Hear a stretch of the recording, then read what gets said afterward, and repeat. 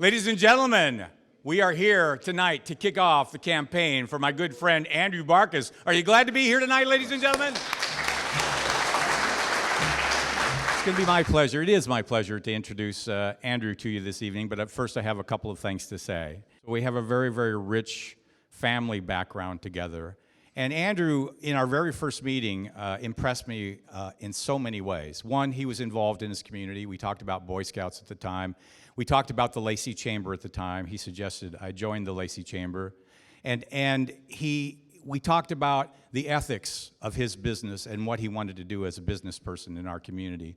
And a lot of things struck me about Andrew at that point, but the things that have struck me both then and as our relationship has developed, I'd like to share with you. First of all, he cares. He's in our Rotary Club. He's in Rotary. He was in the Lions. I'm not sure if you're still in the Lions. He's done so much for the Boy Scouts over the years. I've served with on the Boys and Girls Club board. And I'll paraphrase something that Kim Wyman said at an event one time, and that is that Andrew got involved with the community long before he ran for public office. He got involved with the community and involved with charities for all the right reasons. He didn't do it as a matter of ego. He didn't do it as a matter of, I'm going to do this, and I'm going to do this, and I'm going to do this, then I'm going to run for office. He did it because it was the right thing to do. So first of all, Andrew cares. Secondly, he thinks. I think that's very important in a candidate. I think you ought to be able to talk to a candidate, present your problems, present your point of view, and know that he is actually thinking about the things you say. And part of that thinking thing is that he listens. His business had an ad campaign here in the last couple of years that talks about listening. It says, at Hometown, we're listening. And it was really great because it really, really sums up what I know about Andrew. He listens to people. He has integrity. I have never known a person with more integrity than Andrew. He's the sort of person that will hew to his ideals, to his morals, to his ethics, and he will keep that integrity through thick and thin. And that's pretty amazing too, and pretty rare. And lastly, near and dear to me, Andrew has a sense of humor. It takes humility to have humor. You can't let your ego get in the way if you really want to make people laugh. And you can't let your ego get in the way if you really want to be a humble person that wants to serve the public and serve the needs of the people of your constituency. So it's now my pleasure, ladies and gentlemen, to bring up my good friend and your next and current representative of the 2nd District, Andrew Barkis.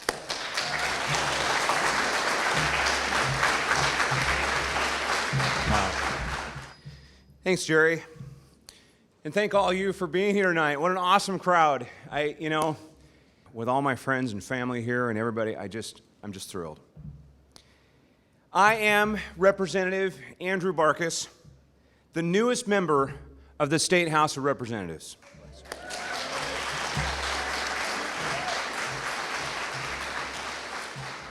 In the 2nd, we serve the big area here, starting right here in Lacey, all the way to Mount Rainier.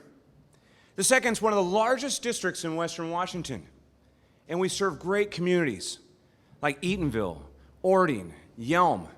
We also serve the emerging areas of Graham and Frederickson. The diversity and beauty of the district is immense. I was appointed in the middle of the 2016 session, and a few hours after being sworn in, I was on the floor of the House of the Representatives voting. This is an experience that will not soon be forgotten. I am so fortunate to have an incredible seatmate in J.T. Wilcox. He is a great friend, and he made sure that I was able to get all the support that I needed to have the best possible start in representing our area. I was assigned to 2 committees right off the bat, local government and business finance, 2 committees that are very important to the 2nd District, and 2 committees that also fit very well with my experience and background. But the people that know me best know that hard work, faith, and family are what truly define me. I grew up in Chehalis, where my dad, Bruce Barkis, worked in radio. Everyone knew my dad. My mom, oh, how I wish she could be here tonight. Mom was the rock on which our family was built. She managed a household, 9 children, and was always there for me. The early years were a struggle in my life and for my family. I got my first job at 12 mowing lawns, and then moved on to the paper route locally on the hillside of Chehalis. A few years later, I was working at Merriman Crank's restaurant as a dishwasher. Helping out the family was part of growing up. I met my wife, Lisa, in high school, and this August we'll celebrate 24 years of marriage together.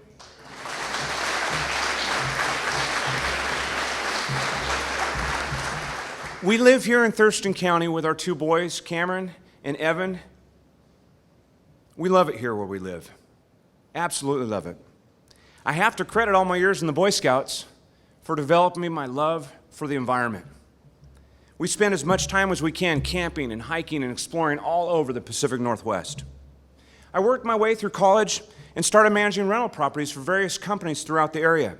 Returning back here to Lacey in 1996, I was fortunate to meet a guy and land a job as a property manager with Century 21 Hometown. Over the years, I worked hard to grow the business. And in 2004, along with my partner, Danny, who's here, obtained a loan and bought the company, Hometown Property Management. Today, we are the largest property management firm in the South Sound, providing 24 family wage jobs and serving hundreds of property owners. I am so blessed, and I thank God every day for all that He has done in my life. I know that the American dream is alive. Our challenge is that too often government is holding us back, not helping us move forward. Rural Washington in particular is seeing state government fail us. The 2nd District and the state are facing countless issues. In my short-term serving, I have encountered many of them. Solutions are needed, and I am ready to deliver them. Schools are my first priority. Our local schools are not being fairly funded. Heavy reliance on local levies that require local taxpayers to use property taxes to prop up what the state should be paying for. If you live in Seattle, you maybe don't care. They've created this unfair system, and their economy helps keep their property taxes low. But in our communities, it is a problem. Our taxes are way too high. Years of Seattle-centric economic policies have made it too hard to create local jobs. Small business, agriculture, forestry, everything that we can create locally is under attack in Olympia. The attack is at the core of the problem facing fully funding our education first. Ending this attack on rural Washington is vital to me.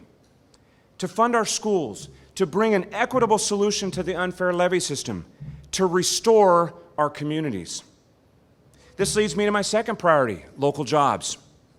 Every business person knows that small business is the best hope we have for new local jobs. Businesses like mine that started with just me and 3 other people. But if you're not big enough and you're not powerful enough, the Democrat machine in Olympia just doesn't care about you. But I care. I want to help end our state government's hostility towards small business.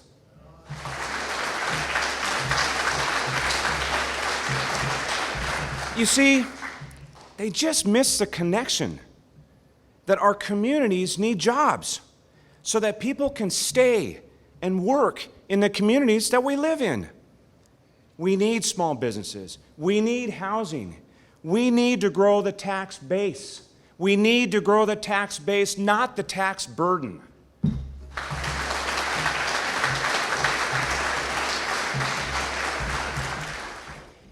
Years of policy lacking this vision have created the problems that we see today. Years of overreaching regulation, years of unbearable tax burdens have driven businesses away and prevented good, sustainable growth. I've been traveling this district, and I've had the great opportunity to talk to business owners and residents and school superintendents. All are looking for solutions. I have those solutions.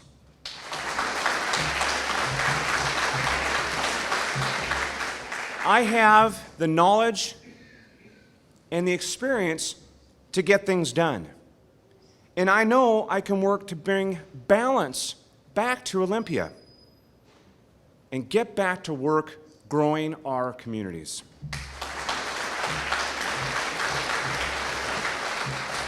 I am truly honored to be in this position. I did have a vision many years ago and a calling to be in service. When I first talked with Gary Alexander, the representative, not the judge, but I talked to the judge a lot too. We had a conversation many years ago, and I told him of my desire to serve. And I said, someday, Gary, someday, when you're ready to retire, I'm ready to step up into service. I didn't know the call would come as early as it came, and I didn't know the circumstances, but when it did, to quote the Boy Scouts, I was prepared to step into service, and I am honored to be your state representative.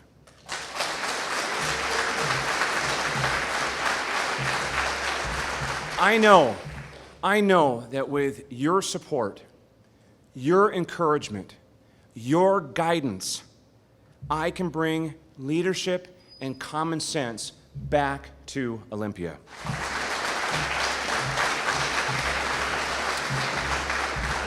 But I won't lie. The road is long, and the challenges are going to be many. Will you help me in this journey? Will you spread the word and join with me? Because together we can defend our local schools. Together we can restore our local economy. Together we can rebuild our local communities. And together you can help me win this election.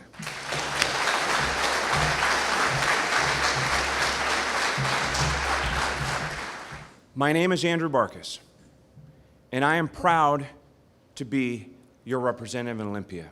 God bless you, and thank you so much for coming, and thank you everybody who helped out tonight. Meredith, my wife Lisa, Evan, Dan and Shelley, there's so many to mention. My staff from hometown, thank you, and more importantly, thank you for all being here and for your love and support. God bless.